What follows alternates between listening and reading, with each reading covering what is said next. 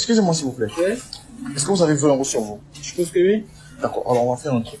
Vous me donnez 20 euros et je vous remets n'importe quel montant que vous remportez sur le jeu Chicken Road 2. Est-ce que ça vous tente? Je suis pas vraiment à l'aise avec le jeu de hasard, mais bon, essayons. D'accord, on va essayer. Voici le jeu. Ok, vous allez jouer. 30 euros, waouh. 40 euros. 50 euros, intéressant. 100 euros. 150 euros, waouh. 250. 500 euros. 1000 euros. 2500 euros. 5000 euros. Waouh, 5000 euros. Ouais, vous avez gagné 5000 euros. On a 5000 euros. Ouais, vous avez gagné Incroyable. 5000 euros. Alors, mettez vos coordonnées. Je vais vous transférer votre argent tel que promis par rapport à vos 20 euros que vous m'avez remis tout à l'heure. C'est bon? I could say all of my brothers and I had was that because our dad's a comedian, his job only ever existed once we had gone to bed, and our mum worked from home. She was a photographer. So to us as kids, our parents didn't really work. They just were always home. So we had this amazing foundation where no matter any time of the day, either mum or dad would be at the house. And we felt so kind of solid as a family, which is why like I kind of have this dream of one day having kids and putting my work to bed and just kind of being there as a dad. Because I really admire how my dad was around. You know, being a comedian is a very, very volatile job. The highs and lows are so extreme. And as kids, we never saw that. The only version of my dad I ever saw was the happy dad, let's go to the park. We used to play this game called Golf Goals where we would go down to the park. There's like this big blue metal goal and we would just fire golf balls into that goal every day. And he would give us 10p every time a ball went in the goal. And that was kind of the foundation of our golf and all that sort of stuff. So for me, broader than a core memory was the idea of always feeling connected and safe within my family unit. And I think a large portion of that is that my mum and dad have always been such a solid team and they've always been there for us. Yeah, wow. Have they, as you've grown older, have they kind of opened up about some of the challenges that they were going through that they obviously didn't show you and your family when you were kids? Because I can imagine, we always talk about this, right? Like being a comedian is extremely difficult because you're making everyone else laugh. At the same time, it's a career path that, like you said, is completely volatile. Sure. Have they opened up as time's gone on? And how has that felt when you've gone from like seeing your parents always being happy to being like, oh wait, there was all this other stuff going on?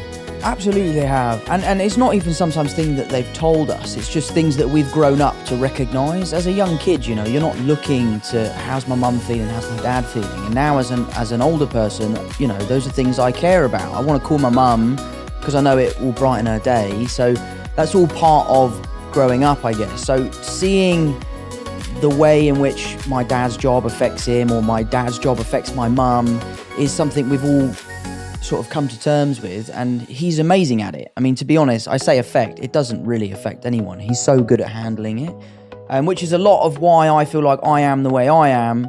For example, The Crowded Room's come out, the critics absolutely hated it. They thought it was the worst thing they've ever seen, and it doesn't really upset me.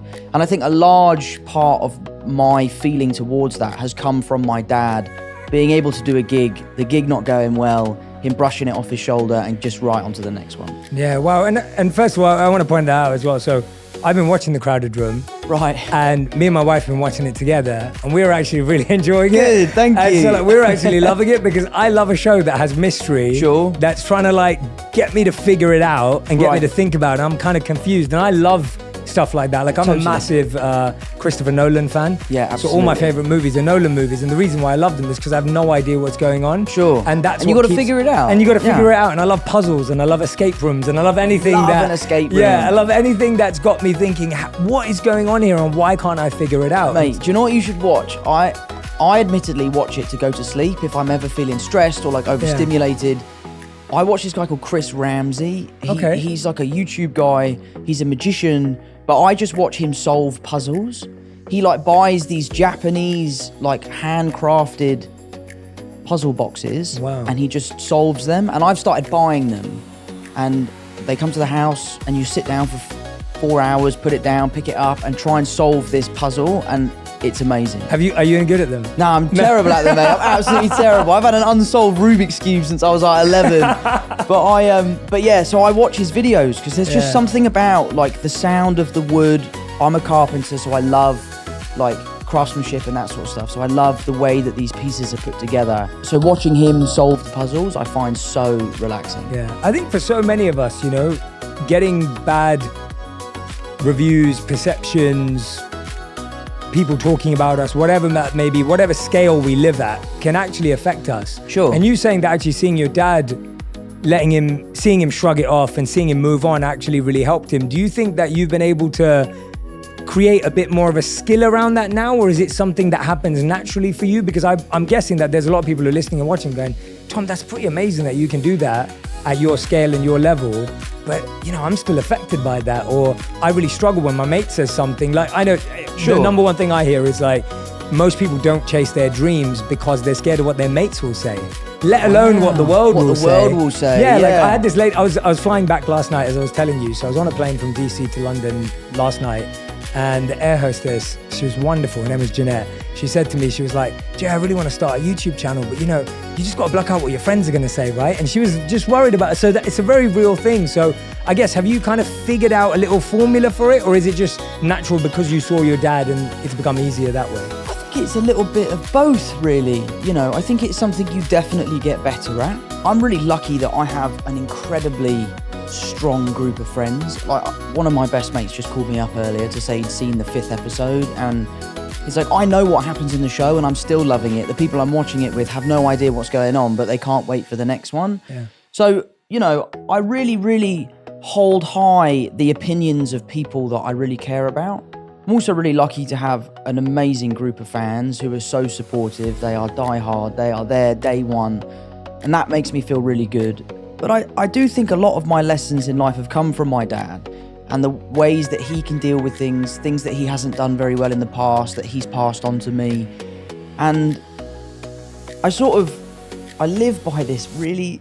I don't actually know if Christian Bale did say this, but I think love he Christian did. Bale, so I love Christian we'll Bale. Say he said I it. Yeah, love Christian we'll say Bale. he said it. Yeah. But I think the quote is, if you have a problem with me, text me. And if you don't have my number, you don't know me well enough to have a problem with me. That is so good. And I think that is such a great piece of advice, because as a celebrity, you live on this stage, you live out there, you kind of give out a version of yourself that you want people to see.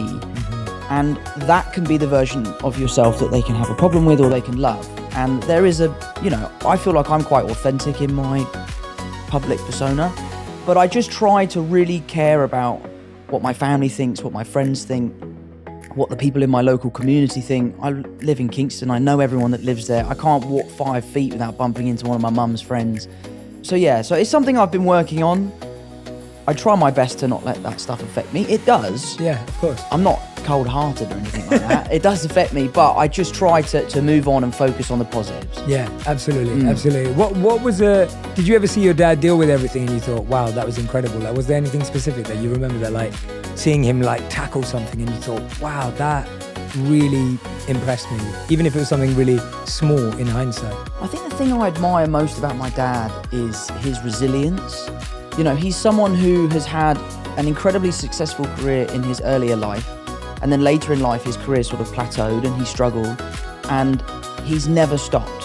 He's never given up. He's still gigging to this day. He's still writing books. He has a Patreon. He has a podcast. He's constantly grafting to get to where he wants to be. And I think being a young kid and seeing your dad continually working as hard as he can to kind of put his best foot forward, for me, has been a huge drive for my work ethic. I'll give it 100% or I'll give it nothing. And I think a lot of that has come from my dad and seeing him deal with that. The funny thing about my dad is, you talk about doing a bad gig. I must have seen him 20 times. I've never seen him do a bad gig. He always seems to absolutely rip it. But maybe that's just because we're in the audience. But no, I owe a lot to my dad, and a lot of the teachings are things he's told me and things I've just witnessed him do. Yeah. And was there ever a piece of feedback or a rumor or something you saw that did affect you, where you actually thought, well, or at least made you stop and go, God, I'm trying to see the positives, but this one's tough. Like this actually made me have to pause and figure it out. Something that did really upset me, I was in New York, I was shooting the crowded room, and I was having a really hard time with the job just because of how taxing it was, the emotional capacity that I was having to get to every day. And I decided to delete my Instagram because I just felt like I was so addicted to